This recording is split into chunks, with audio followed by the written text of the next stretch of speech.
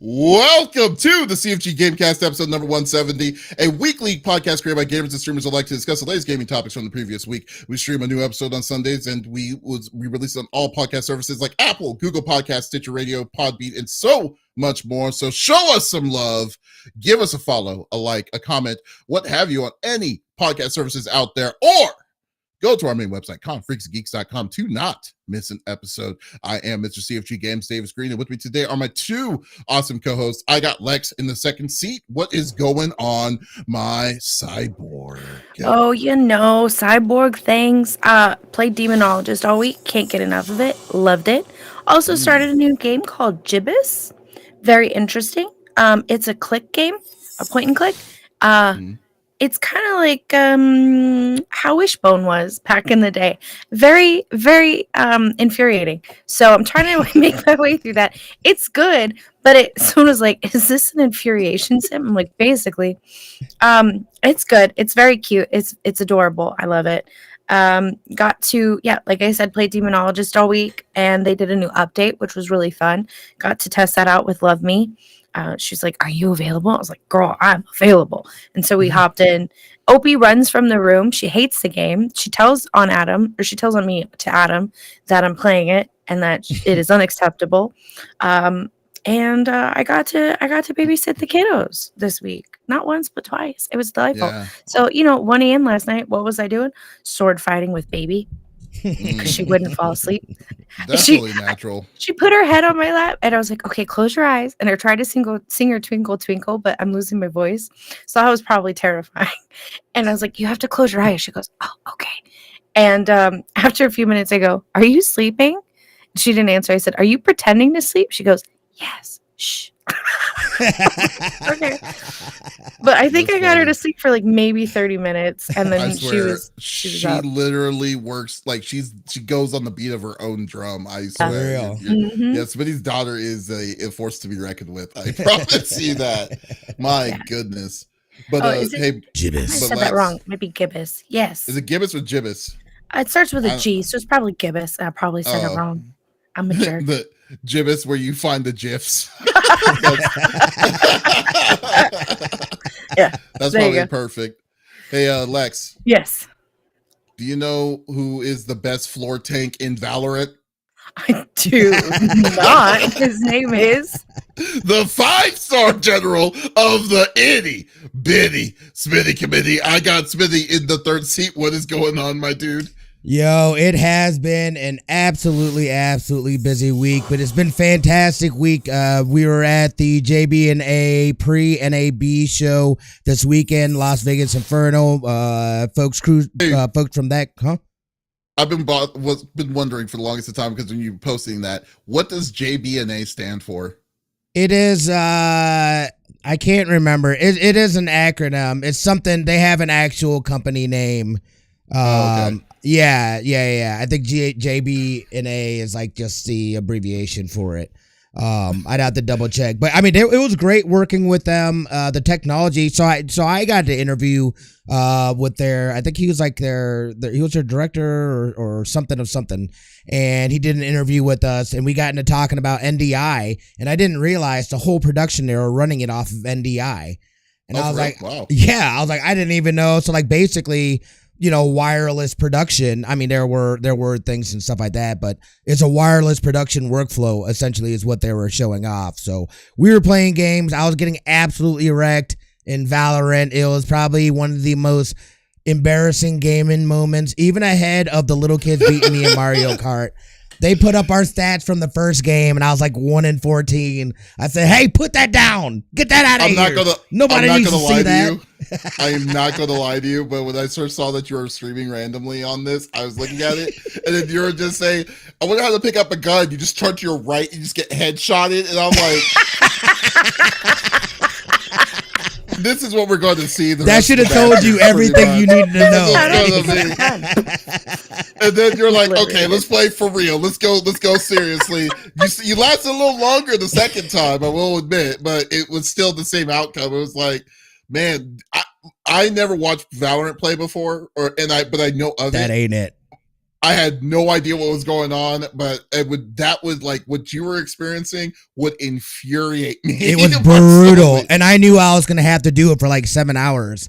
7 hours. So we had breaks and stuff like that, and we were switching out with Reyna, but it was Seth FPS, King Lucifer, myself, Glyphix went on a little bit, Fight went on, and then Reyna, OMG Reyna, who she's a competitive eater. Dude, you got to check her out. It's crazy. Eater? Yes, what she could put down. And like that's what like a lot of her content is, but she's also a League of Legends player as well. So she came out and came into town. So it was awesome getting to meet her. Overall, it was a great experience. NAB starts today. It is the 100th anniversary of NAB. So anybody that's into technology, streaming, that kind of stuff, Las Vegas is the place that you want to be. There's going to be so much information that'll be disseminated over this next week. It's going to be crazy.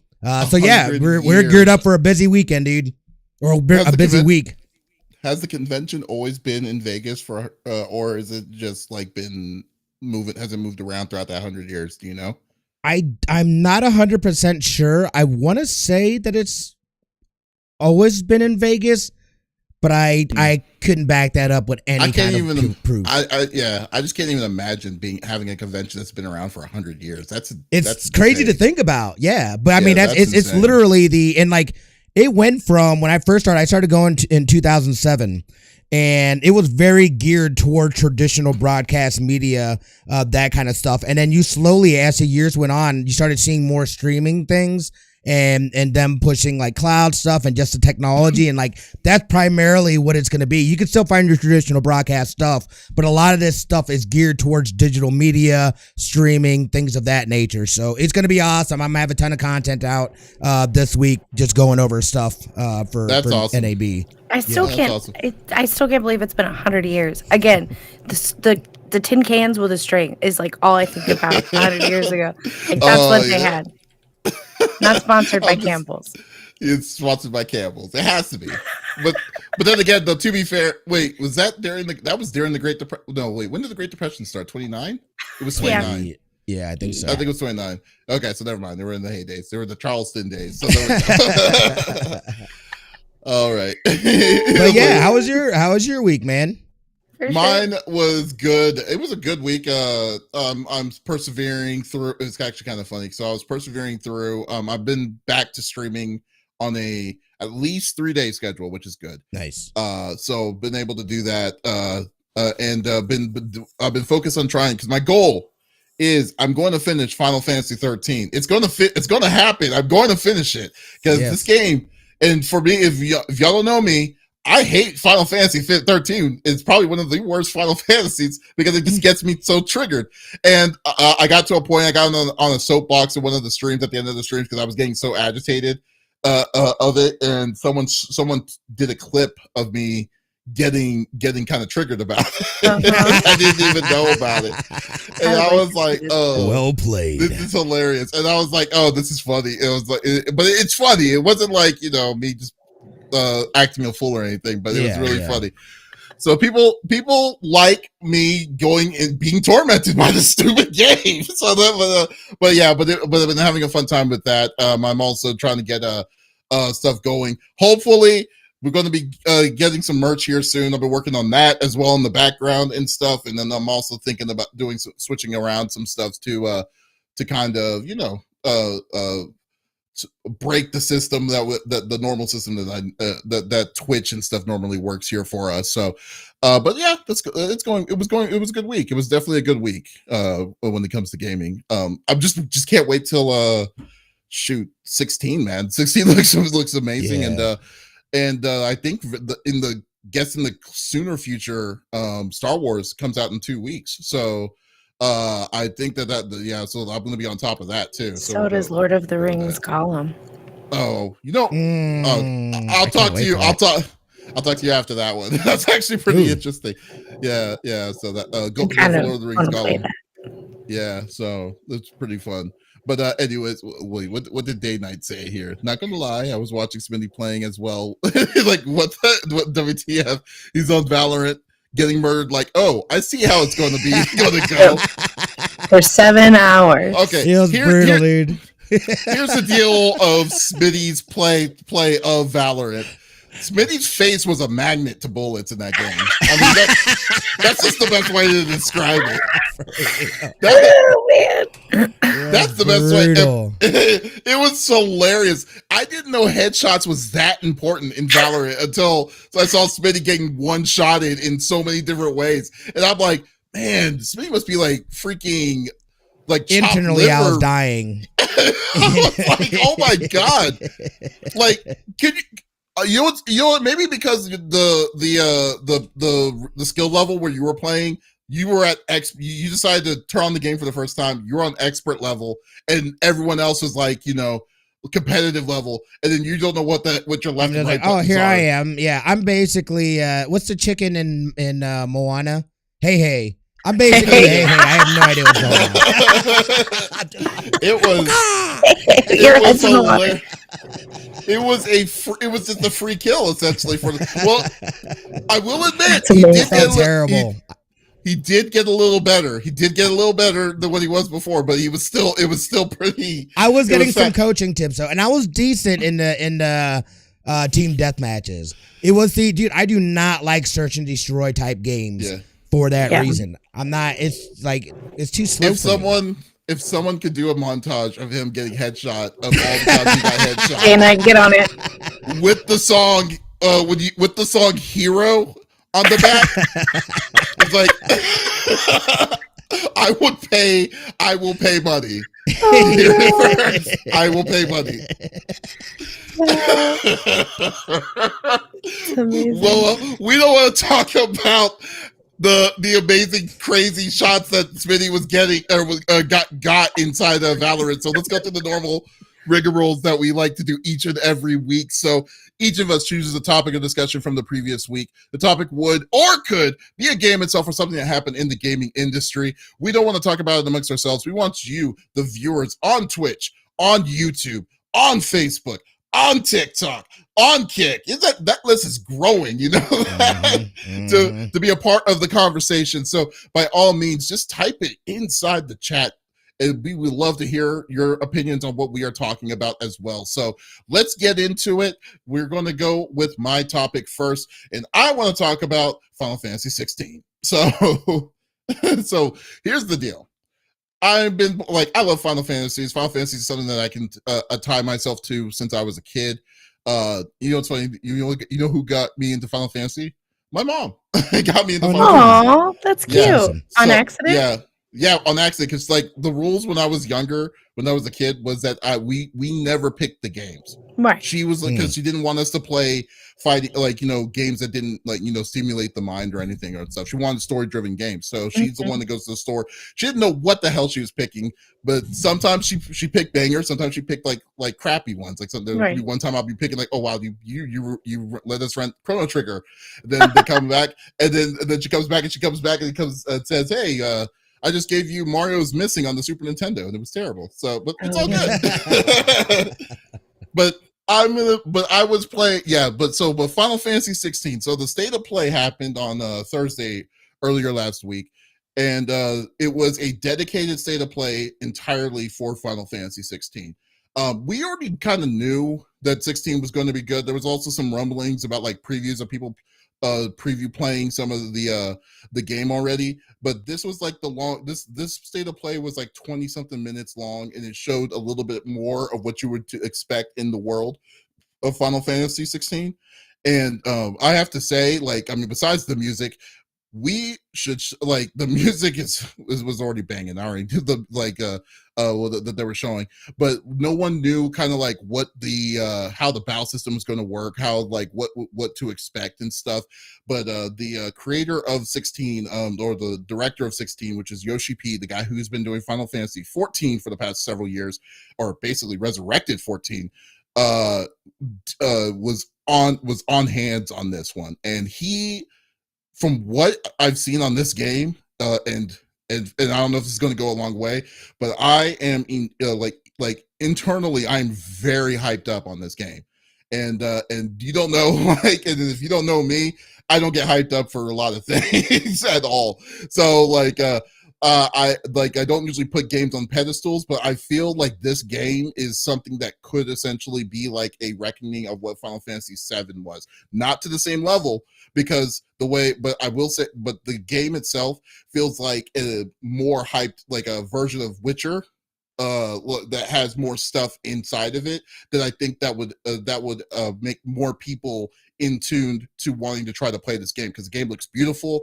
runs it runs at full 60 frames per second, which is crazy to me that they're going to go with 60 frames on what's going on.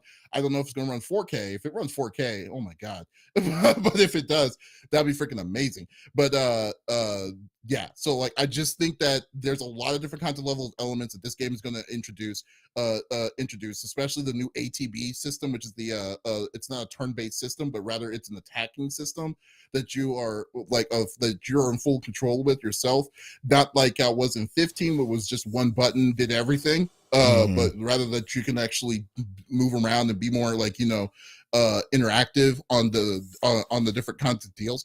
It just looks like it has a little bit of, it has like even reminiscent parts of it, like when you're had some Panzer Dragoon elements in it, which I was like, they're pulling back nonstop on all these different kinds of things. So I am loving this game, like how this game is looking like.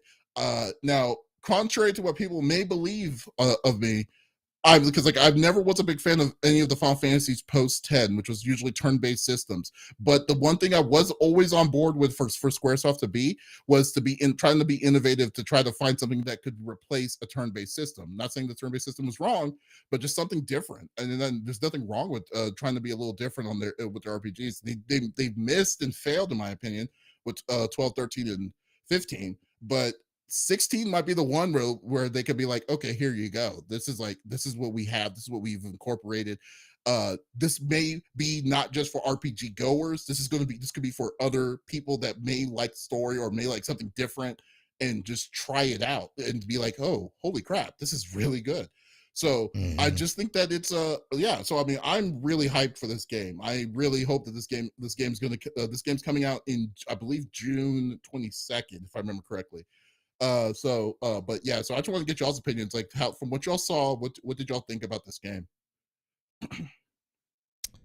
I mean, this is actually the first time I'm watching it, because I didn't need to see any more. I already know I'm getting this game outright day one. There's no question that I'll have this game. But just looking at this, and again, I think especially the fact that we are now into the next generation of consoles and whatnot, there's no excuse, I think, for games not to at least be 60 frames per second, and really, starting to utilize the stuff that the next generation, or at least that they're saying these next gen consoles can do. There's not a lot of games that are really pushing these limits, and I think this game looks absolutely gorgeous.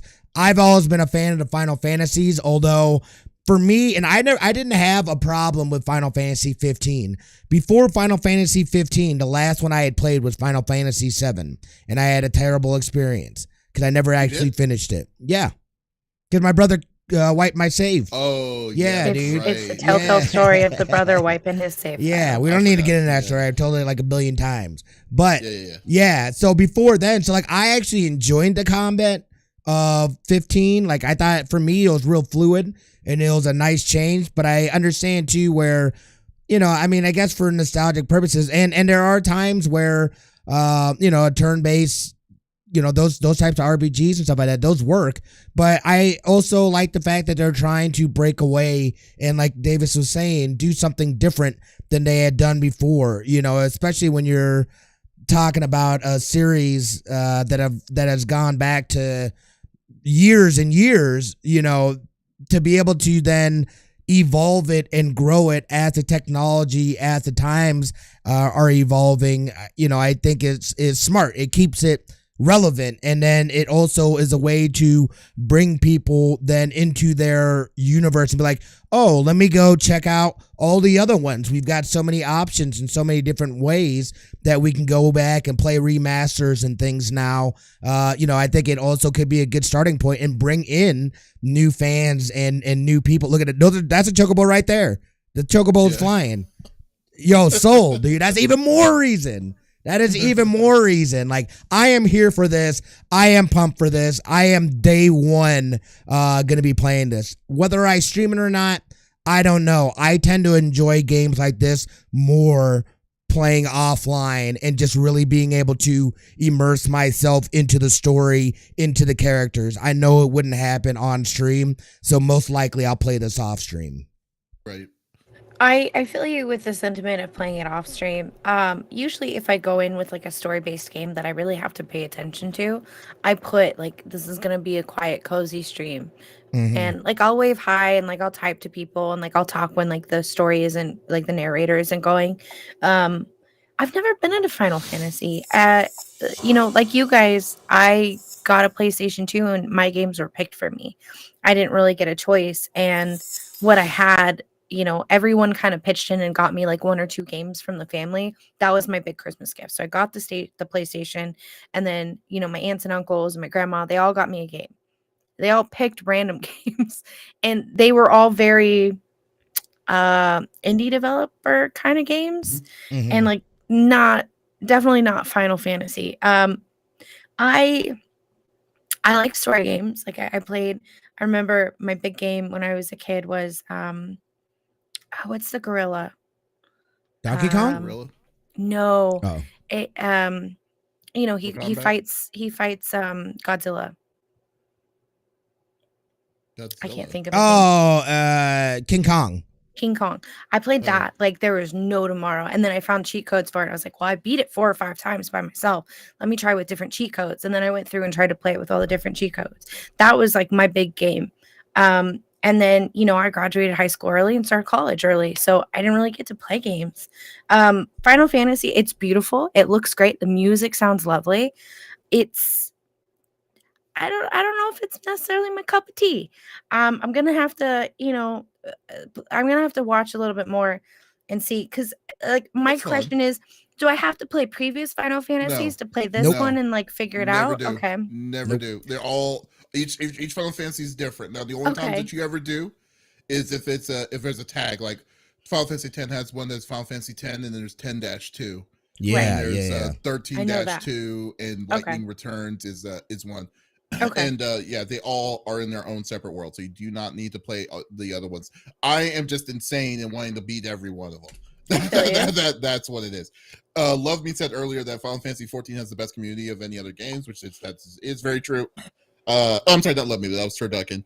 And Love Me, Feed Me on Twitch says that I've recently gotten into Final Fantasy 14. I must say it. I'm very much in love with and now have happily moved from WoW to Final Fantasy 14, which is great because 14 has one of the best story driven things in my opinion. Like that's what I've heard. Yeah, it very drives the story really, really well, and then the community is very good, and it's just a fun game, dude. Like I would urge to play, but the person who revitalized, because 14 was not not that good before. The person that revitalized 14 is the guy who made 16. He's the guy who they gave him the deal to make 16. Yoshi, his name is Yoshi P, that dude is doing all of that. So that's what makes it even better. Completely new in the franchise, or is this a reboot of it? Okay, completely so this new. This is completely new. Yeah. Okay. Ground up in the eyes from the guy who saved 14 essentially, which I think is very, very, very cool. So but yeah, I mean like the thing is like I just tried not to curb my expectations, because 15 is a beautiful looking game too. It wasn't when you're showing the previews and stuff when it first initially came out, you're like, oh, okay, it's just a bunch of dude bros in a car and you're driving all over the place inside the deal and stuff. It's like, okay, cool, yeah. But then eventually you're just like, when I kind of played a little bit of it, I was like, this is fun, but it's like this feels too easy, because of the one button. Like I said, the one button. There was legitimately one button to do everything. And you didn't control any of your characters and stuff. What I love is that this guy, I think that Yoshi P is doing a lot of different kinds of things, especially the fact that there you do have assist characters. Like you have a wolf, and you also have characters that temporarily join your deal. But this kind of stuff isn't something that you usually see in a Final Fantasy. You're used to having a group of people Right. that you tag along, and then either that you controlled or they followed you and stuff. But it's really a one-man story, which is Interesting. That That's is really different. interesting. I didn't realize that. very interesting. Yeah. So yeah, that's why I was like, wow, they're going in a completely different direction. Like he decided to open up this door that I don't think that I would have ever thought that they would have ever done in this game series. So that's why I'm like, I'm really hoping this game is as good as it looks and as good as what they were describing it. So I think it would be. And Lex, I think you really would enjoy a game like this. I know looking at the combat, it could seem a little overwhelming, but they walk you through how to, you know what I mean? Like by the time you get to stuff like this, you will be very comfortable with the controls. So it's not as, but the stories that they tell, I think you would really enjoy. You're probably right. This might have to be a game that's on. And like I said, I don't know much about Final Fantasy. The only thing I know is what I got from Monster Hunter and from Kingdom Hearts. So I know certain characters and I know a little bit about their storylines, but nothing too intense. See, it is beautiful. Yeah, Lex is like I'm saying, like Lex is the perfect person for this kind of game. Like, you know, being introduced to a Final Fantasy that's never played a Final Fantasy before, and just trying it out and see, and then you're like, wow, this game is like great. Because I mean, if this game is as good as I think it's going to be, then you may want to try the next one out and be like, you know, and see, it might open a new door. Who knows, you know? Yeah. So so yeah, it's very so I mean that's what I'm looking forward to. I'm looking so hopefully I am hyped. I can't wait for this to come out. Unfortunately, June is a packed month because Street Fighter is coming out then too, and then I got to get ready for Evo. But I don't care. Final Fantasy 16. You know, it's actually kind of funny though too when you said about streaming, because I've been streaming every other Final Fantasy, but I've been telling people I don't think I want to stream this immediately. I want to play this myself because like exactly for the reasons that you said. And then it's like, you know what, it's nice to stream it, but at the same time it's even nicer when you can just relax on the couch on a big screen TV and then just be like, you know, just not not saying anything and you're just in the story. Exactly, just getting into it, just being in dive right in. So yeah, so I don't know, but we'll see. But yeah, so that was a good one. That was definitely a good one. All right, Lex. Hello, it's my What's turn. your topic? Yes. So if you guys have followed American McGee's Alice for as long as I have, you know that we were waiting for the third installment, which was called Asylum. Now, they've done a lot of things with Patreon to try to get basically, you know, all of the things they needed together to present their story to EA because they do hold the IP for it. The problem is they are not willing to sell the IP. They want to hold on to it. But we officially got a no from EA. And I'm so saddened to hear that we are not going to get another American McGee Asylum. And here's more blood in the water is the creator of American McGee. He posted on Patreon the end of the adventure, and I would like to read it to you all. Over the past 4 years, your support has made it possible, a constant stream of creative output by a team of artists, writers, designers, modelers, and producers. The output resulted in the Alice Asylum Design Bible, a 414-page PDF containing the complete vision of a third chapter in Alice's video game adventures. Shortly after the completion of the Design Bible, I resumed talks with Electronic Arts, EA, regarding our efforts to get a new game made. They are presented with the Design Bible and a production plan produced in collaboration with Virtuos Games, outlining the schedule, budgeting, team, and design for the new game's production. After several weeks of review, EA has come back with a response regarding funding and/or licensing for Alice Asylum. On the question of funding, they have ultimately decided to pass on the project based on an internal analysis of the IP, marketing conditions, and details of the production proposal. On the question of licensing, they replied that Alice is an important part of EA's overall game catalog. Please remember that. They've stated it is an important part of EA's overall game catalog, and selling or licensing isn't something they are prepared to do. At this point, we have exhausted every option for getting a new Alice game made. With those answers from EA, there is no other way forward with this project. As such, we will be hibernating this Patreon page and related pre-production activities. The content will remain in place, but will no longer present options for funding Alice Asylum. Efforts via this or any other platform. Alice Asylum is at an end, and this announcement is certain to draw significant attention. I would like to focus some visibility on the amazing artist designers who funded their Patreon during this project. For my part, I have also reached an endpoint with Alice and with game production in general. I want to cry. This makes me so sad. I have no other ideas or energy left to apply toward getting a new Alice game made, nor do I have any interest in pursuing a new game ideas within the context of the current environment for game development. This brings us full circle to the statement I made years ago, which initiated EA reaching out to me to ask if I wanted to explore making a new Alice game. They asked him. I have no control over the Alice IP and no ability to make a new game happen. That control and ability rests entirely with EA. If someone does manage to convince them to make Asylum, I would like to make it clear that from this point forward, I have no desire to be involved with that or any other Alice-related development. My involvement with Alice is at an end. Going forward, I will focus on family and business.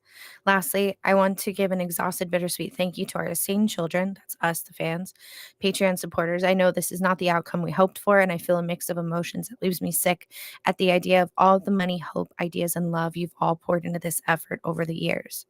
We know going into this adventure that failure was a possibility, but we wanted to believe in possible things.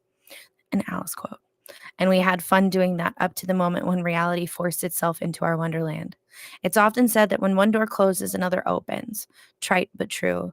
And I hope that for all of you, this closure will bring life to other adventures and dreams. American McGee. I'm so mad. I'm so infuriated. EA came to him asking if he would be interested in making another game. And they said, come up with the stuff, present it to us, and we'll discuss it, making it seem as though they were going to give this the green light. What do they mean, the marketing and I'm so frustrated. You Wait, guys go ahead. so wait a minute. So you're telling me that so like when did they come to him and ask about this? Like, was this a while ago or was this something that was recent? Well, I mean, it had to have been a bit if they were able to make some time to A 414 page yeah, Bible. 414 pages. Yeah. That's wanted insane. it to be like, as far as I remember, so when the Patreon started, if I'm not mistaken, they basically EA had come to him and they were like, we want you to do a presentation of what you want the third Alice to be. We need it to be comprehensive, this, that, and the other. This is what we're looking for. If you can bring that to us, then we'll talk about funding, right? They brought this to him. He wasn't the one that came up with Alice Asylum. He had ideas about it, but he, as far as I know, hadn't like actually set out, this is going to be the storyline. This is where we go from here, A to Z. And then to hear that the quote unquote market isn't there right now, I wholeheartedly disagree. There's been so much love poured into that Patreon to help fund this. I 100% disagree. There are people that I know that don't play horror games that play like American McGee Alice, and they love it. And I find it, man, it's just like a smack in the face. It up here. I will say this though, because this is what I mean. First off, I am like American McGee. I mean, essentially, it just sounds like that what you just typed or what you just read on this Patreon. That whatever, like EA broke him. Essentially, I mean that's what they did. Yeah, no, they did.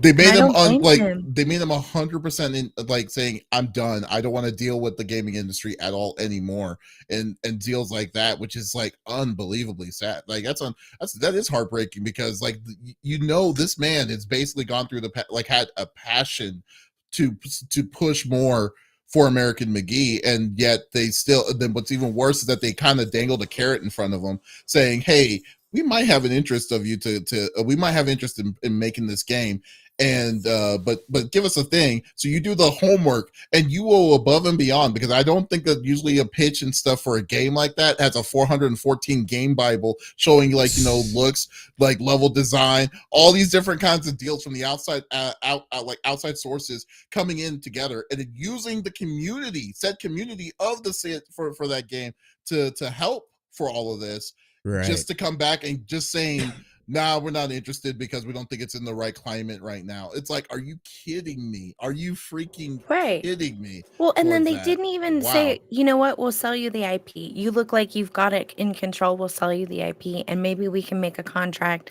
that it will be on EA's website or whatever, right? Like they didn't even say like we'll sell you the IP and then you can figure out your funding on your end and good luck to you. They Uh, it's a part of their library. Okay, great. Where's the first game? Because it's not in your library. It's not in yeah, your that's library. The true. second one is. The first one isn't. What? Where is it? Let me ask. Sorry, what is the history behind that and the creation of this? Did Sure. they create this, or American McGee created this, American or McGee created it, but EA owns the licensing for the IP. because Like he worked for So, them, or how did no, they get the license, or what he he ended up sold? doing, what happened was when American McGee came out, when the first American McGee came out, he pitched the idea. He just pitched the idea of his world to be in a game format. The EA said, "I like the idea. We'll make the game with your art and stuff like that, but we have the rights to all of any American McGee games themselves because they're the ones that are doing the work to make Are his producing the vision content? into Yeah, the deal." Exactly. So that's why he doesn't have the rights to the game itself. He may have a royalty. Does he get? I really hope he I has assume royalties he for has it. some sort of he's got royalty. Yeah, it. Yeah. yeah. Well, This and is heartbreaking to see in so many different ways, especially when you know somebody has poured their this is their baby. You know what I mean? This is their thing. And then EA to go, hey, put together this. I've been in situations where a client or a potential client for something, once you put in all this crazy work and then they come back and say, nah, we're going to go ahead and not do that. Not only now have you put in a bunch of time for this stuff that went nowhere, but now they also have this stuff. So if they were to move forward, they've got all this ideas and all this stuff that you had, they've got your stuff. So it's just like, I totally understand them being like, you know yeah, what, dude, like I'm stepping back. I'm out.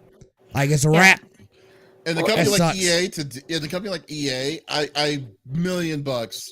What are they going to do with the IP, dude? No, well, right. they got an idea now because they got the 414-page book of an encyclopedia, like you're saying. Yeah. Like, you know what's going to end up happening because I mean, and you're telling me that EA, like, to trust EA, it's like, oh no, Right. it's not in the right climate. Then 2 years later, hey, we're making the American McGee, and then he's not in any part of it Right. because this stuff that's going to be then watch it be like a whole new POS kind of deal from Right. Electronic Arts. Who knows? Well, That and sucks. the kicker is not just a Patreon, but like he also had like this stuffed animal whole page that when you purchased them, they were a little expensive, but when you purchased them, that money went to funding the Mm-hmm. all of this. And the amount of people that have worked on this, and it's a passion project for everybody that's been involved. Right. They wanted to see this happen. And the story told is very modernized. So if you're like myself and you've been obsessed with Alice and her adventures, you know, you've read Looking Glass, you've read Wonderland. That's great. This is a modernized version in today's world of what that would look like. And Uh, that was what was so cool because it is more or less like a horror story. Think about it. You're thrown into this land and there are these giant creatures and you're walking down a path that turns into a checkered board and there's giant chess pieces. Like that's terrifying when you really think about a little girl experiencing this and then having to fight a Jabberwocky, right? On top of all of that. And you know, if you want a better good look of what American McGee and you don't want to play the games, the 1985 made for TV movie is fantastic, and it's musical, which the book was. You were supposed to sing song all of the lyrics as you read it. It gives a more in-depth look as to what it's like from a little child's perspective to meet these creatures and to be in this world and to have this huge weight thrown onto her shoulders, right? And so you put that in a modern look, you know, and she's got the Vorpal blade and like all these really cool instruments to help her fight these creatures that are coming after her that are not on the good side, right? And mhm. it's a wonderful story. The way that it's told, there's no holes. It's like, what happened here and how did this come to be? No, no, no. Everything is this is how it happened. There are no questions asked because you don't need to. They've told you all that you need to know. You've gotten all of the information. They don't give you fluff. And the story is just so well rounded and put together. And even the I would say original. though that you would be a little bit that you may be a little bit biased because you are a fan of the game Well, itself. and I will Alice, say, my whole room is Alice. oh yeah, definitely. I I mean, mean, you got to admit just to a that. little. But it's actually kind of funny because Donk actually saying something that's actually kind of interesting to me because he's saying like you have to do also consider that the dude has been a failed game director designer since Alice 2, which I don't know if how bad was Alice 2, but he has bombed repeatedly and been the sole reason for multiple studios shutting down. This was a Hail Mary. I don't think this is fair to make him out to be a hero in this. And I mean, okay, See, that's interesting. So I that's don't a know good other games that he's created. So well, no, from that I think the perspective, I point, don't know. yeah, but I will say Alice this 2 was a though, hit. and then I personally think this though in itself. I don't think we're calling him a hero. I just think that in its sense though, like Right. he was reached out by EA to pitch a deal. It's not like he is working under EA for this deal. And then he goes above like this level of above and beyond of like, because like, dude, I've seen video game pitches, They're but not this like guy that. this dude did a 414 page pitch that probably had like, I mean, because we saw some of it with the announcement trailers of the layouts. He already had like a book, like stuff like that. If he was trying, if he was the one that was trying to go to EA directly, and then him trying to go and try to promote his game to be like, hey, please EA, go buy my game, Right. this is what we have for it, I can understand that, but he didn't. It was the other way around, right? Right. At least as far as I'm understanding. That's as far right? as I understand it too. And Donk, Yeah. please don't misunderstand. Like he said, I'm not trying to make him out to be this like perfect person. I don't know what he has done outside of Alice. I'm just saying in this situation, they dangled a carrot, he took a bite, and they pulled it back. And that's what sucks. And there was so much put into it. And again, like I'm saying, I don't know this person personally. I can never speak to what they are like in their day-to-day job and what they do otherwise. I'm just saying what I know in this situation. And I think it was kind of messed up of EA. And again, I do see your point though, Donk. Yeah, I think we definitely see your point on that, Donk. I definitely agree. I definitely semi-agree with. I don't know the full deal of it myself, but I'm just saying that if you're going to do all of this work, when the big company is like saying, "Hey, we're interested in this. Can you give us a good? Can you give us a thing?" And you're going to work your ass off on this. I mean, because like clearly he asked other people, especially patrons, to be a part of it right. to get it going, and it looks like, I mean, the Bible itself that they made looks really good. Yeah. For it. Just like, I'm just saying that like it's a punch in the gut. It's not saying like we should have expected it to pass, but rather, dude, this like look like, I mean, it's a good reality. It's a huge reality check to be like, oh wow, Yeah. I can't believe we did all that and then we just got nothing out of it, you know? I mean, but I think agree. that might also be the thing though too, because like just because someone tells you to pitch something, it's not a guarantee. I feel like I've been in that situation where it's like, oh, this person asked, put together this thing, I'm gonna get the gig, and then I don't get the gig. It's like, well, why'd you even do that? And really, they just needed other examples just to put against something that they had already made a decision before, you know. So it's like, I understand that business wise, it just and like I'm very far detached from this. I am not familiar with the Alice's, or I've heard of American McGee, but you watched me play it. Yeah, no, I've definitely watched you play it, and I've heard that name before. I'm not even sure. Is American McGee a person, or it's a thing? Person. Okay. That's his name. So the first one was American McGee Alice. Yep. Yeah, dude. I was just like, I'm not even sure if this is the person's name, a studio. Quick question. If American McGee was a thing, what would that thing be to you? Ooh, great question. Right, yeah, exactly. No, and Donk, I totally understand what you're saying. I'll read what Donk said. I don't know him either. I'm sure he's a nice dude and he's passionate. My point is, if I blinked the bed for over a decade, if I pooed the bed for over a decade, I think it is possible that there is trust issues, whether he's the right guy. I get it. I totally understand. But he's also not the only one in on this project. There was another studio. So I think, master control, he had already put into place all of the bricks. Also, if EA came to me privately to pitch a game, I wouldn't think a public Patreon would be the move for building a design Bible. Smitty is American McGee. I concur. You know what? If you want to make it a passion project on it, I'd rather do a Patreon over a Kickstarter. Because can you imagine 100%. if he did a Kickstarter for this? Yeah. Oh my God. No, I that would have been bad. I would have been on his ass on that at that point. I Yeah. would have been like, "Are Well, you that's kidding probably me?" why, because nothing was guaranteed, and Right. people would have been super pissed off. Well, and Oh I my think God. too with the Patreon, depending on how much you subscribed, you also got like tangible things like mailed to you. So people knew what they were getting into with the Patreon, and I agree. Patreon versus Kickstarter, much better idea. But a lot of American people, I McGee. feel like when EA dangled the carrot, he had brought it up. Oh, EA is thinking about it, and people went crazy over the idea, and they were like, "We'll support you." So he created the Patreon, and that's how we got to where we are today. My But, guess is that he was trying to leverage that to EA to say, hey, look at all the support we've right. already gotten. This Yeah. is the right move. And they were like, Yeah.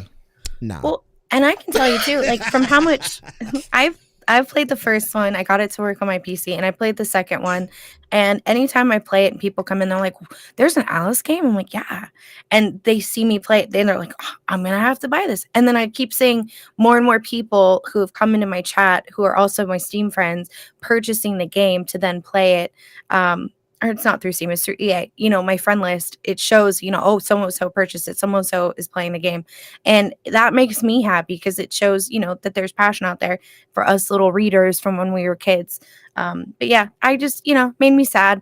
I was really excited for Alice Asylum, and I'm sad to hear that, it broke him essentially, that he doesn't want to be involved if one is made. So I really hope EA doesn't get scummy and then, go forward with his ideas. I think Donk made a good point though. Like, there's clearly a reason they didn't go with him, and if he has a track record of not being successful, they're like, yeah, the IP we own, you just gave us a roadmap. It was a pleasure working with you, Mr. McGee, but your services are no longer needed. Exactly. Oh, there absolutely will be a third one. Yeah, I think probably crazy in the near future. Who knows? We'll see. But Lex is gonna get it. Yeah. Well, Lex, you're gonna have to get it to check it out to see what they did, how perverse that they made that series. I've read the Bible. I would know. Yeah, you would have to. But I will say this though, in closing though, I just like to think that when American McGee came and did all of that, I just imagine the president of EA being Smitty. Like it looks like exactly like Smitty. Just comes up, just says, "We're good." Nah. And then just done. Oh no. Just leaves.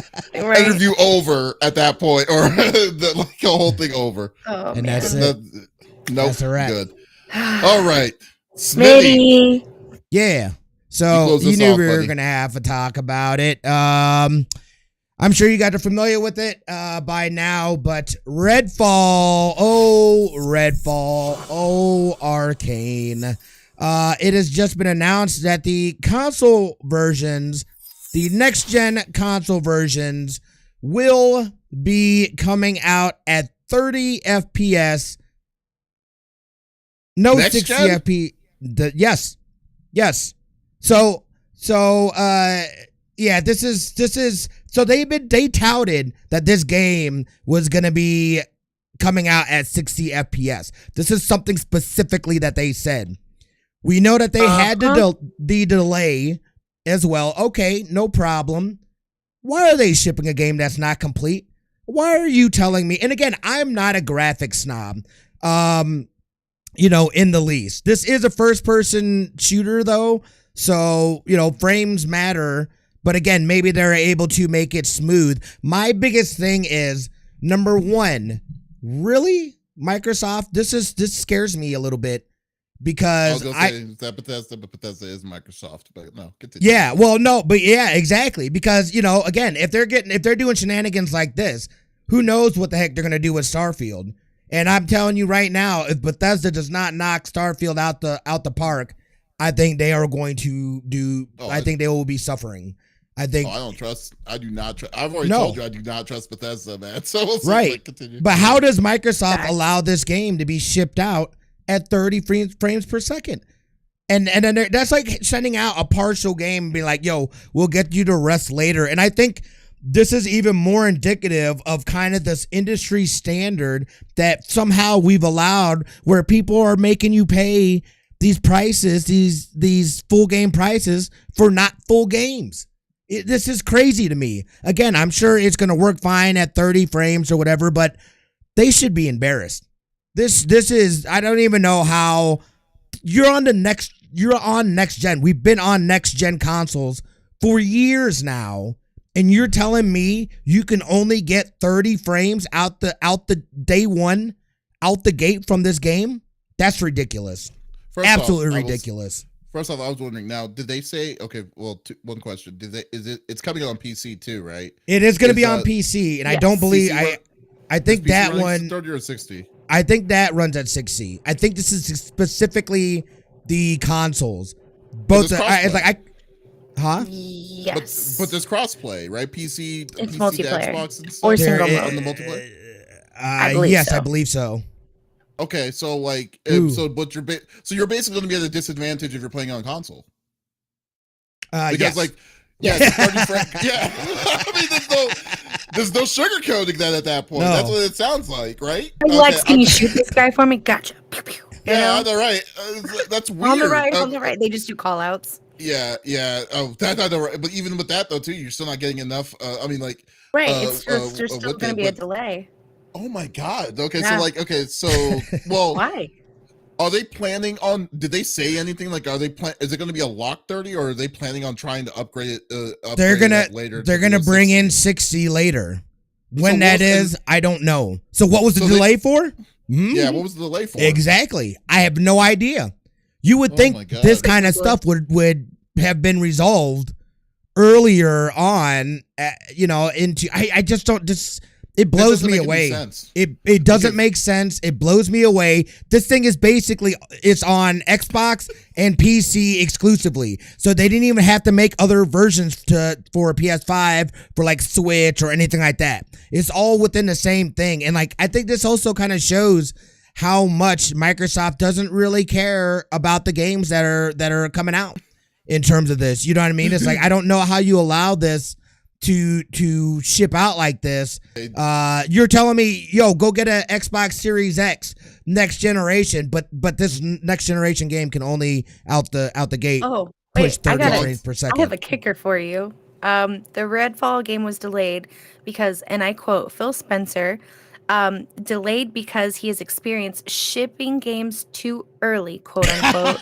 The decision to give the team the time to build the game that they feel they should be building is just the right thing to do. But now you're shipping us a game that ain't ready. Okay, bet. Unbelievable. Got it. I love this. The dog says, though, don't worry, 60 frames per second in-app purchase. That's pretty much what. Okay, so this is what it is. So, remember, for the longest time, because you've been saying it for a long time about like, oh, it's a good thing that Microsoft has purchased these companies. I have. It's going to be moving up. They're going to change their demeanors and stuff. And then I've said for the longest time, this is Bethesda. I'll see it till I freaking believe it. And then, and sure enough, this is one of the stuff. Like right now, it's like they're apps. Like I've seen Redfall gameplay. I have seen all this different kinds of stuff, and I'm not putting any kind of push towards the developer itself because I know developing a game is hard and it's tough. But to say that you're going to be willing to release this game at 30 frames, you know what? If this is the case, I would do it. If you want to release the game. Just don't release it on console. Release it on PC. If it's at 60 frames per second, that's all, because like now you're at a clear disadvantage on PC players to console players at that point. And then you fix whatever you needed to fix on the PC to let it run to play the way it plays, and then let freaking console, and then figure it out later on with console, delay it or whatever you needed to do. Because like right now, like a game like that, and then if a person's playing it on an Xbox 360 on the Xbox Series X or Series S or whatever, they're going to be at a clear disadvantage. And that's so BS. That is such a bullcrap that I just cannot even understand why they would just release something that's not finished. But then again, hey, they did it already. You remember Halo? The new Halo? Yeah. Looked beautiful as hell. Oh, hey, we're going to release the multiplayer absolutely free in December. It's like, oh, okay, cool. Hey, story mode is what you. Yeah, story mode. We're going to release story mode in spring of the next year. Release spring the next year. Oh, did you want to play co-op? You mean the co-op play of Halo that's been since the first Halo? Right. Oh no! You can't. We don't have that day one on the spring version of this. but if you delay, we're going to release that later on in the deal like that. Who releases games like that? It's like you need to like literally. Games have a one-time chance to be like. Here, the first impression needs to make you interested in this game. Who talks about Halo now? Who talks about Halo or any of this crap right now? Yeah, no one does because of this, and that's what I played. Stuff. So it's infuriating when they release these games. Like, oh, okay, we need to release it because we need to show that we have something out. If you're having troubles with freaking Redfall, out of all the different kinds of games and stuff, and this is not even an if, but Starfield better be out of the park because at that point, you're going to be dead. Like Starfield better be the game that's going to be like, we're going to have to get this game. This is a must get because this is a must get to get on the system, to get on the PC or whatever. Because right now, this is freaking unacceptable. I am so sorry. No, when I saw this, it made my ass itch. Like, are you kidding? This is what I'm sorry. You delayed. Yeah, you've never heard that. When you get mad, it makes your ass itch.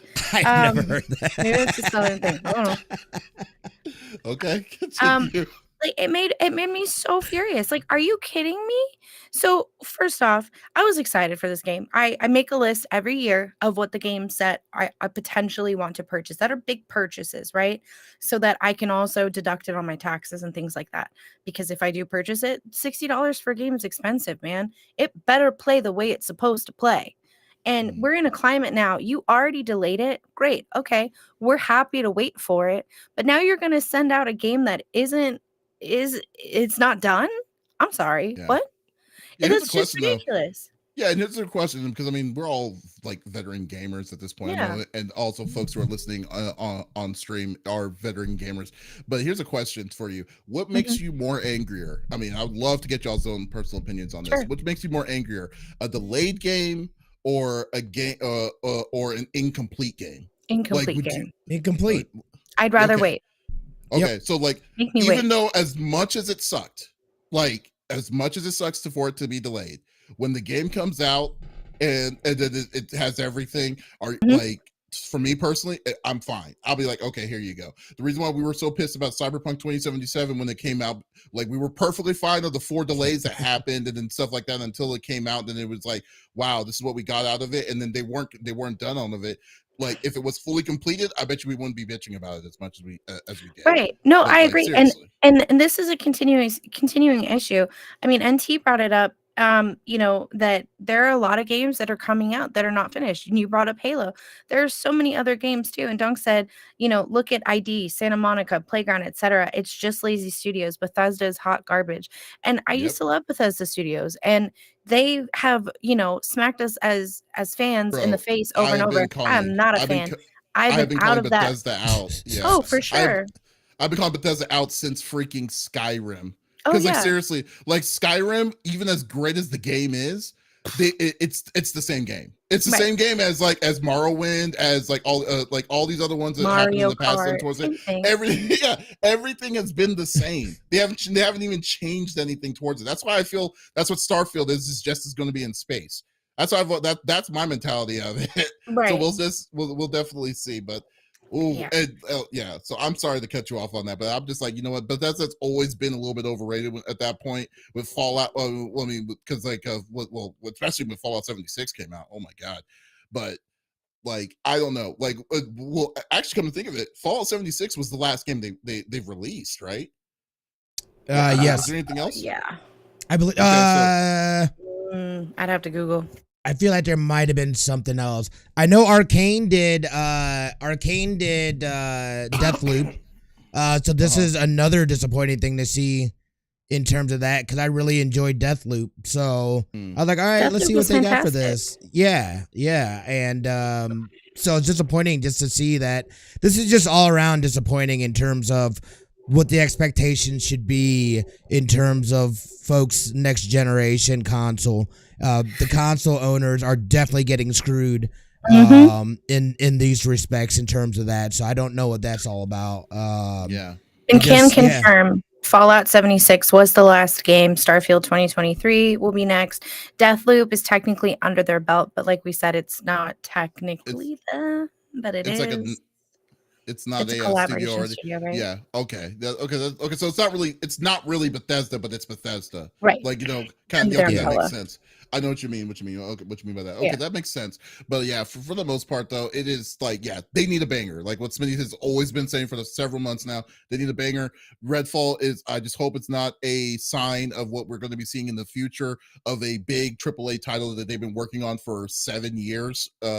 For 7 years. So I think that like we'll just have to sit down and wait and see. But good God, dude. Yeah. Are you kidding me? Again, to studios. Don't do that to us. Just make us wait a little longer. Get everything in order before you throw it out into the universe. Make sure it works before you do it, and give us the game that we deserve. I mean, you put that much effort into it, we can wait a little longer. It's not that big of a deal. We're adults at this point. We can wait. Are you but I mean, like, especially like if you're wanting to release it, then just put it on the PC.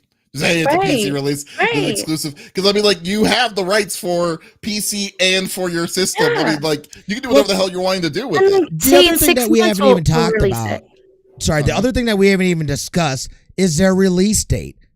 The most ridiculous release date. It comes out, I think, May 2nd or May 5th, right in between Tears of the Kingdom and we got Last Survivor. Yeah. That's around that. We're at a point where there's too many good games. If your game isn't banging out the gate, people are gonna walk away. There's too much good stuff out there. To do that. I think this is a terrible move. I think they just take the delay, find a different window that makes more sense for this game to come out in. It just doesn't make sense. None of it does. And this is just disappointing to see. Not so much, this is kind of already expected from Bethesda in terms of me. But from Microsoft and how I thought they were really going to check down on Bethesda, this makes me worried about Starfield. Yeah. No, we talked about it too. Real, dude. Is Microsoft going to put Bethesda in check? And now this is a great eye opener. Oh man, well, anyways, Thanks. That's great. Man, that was good.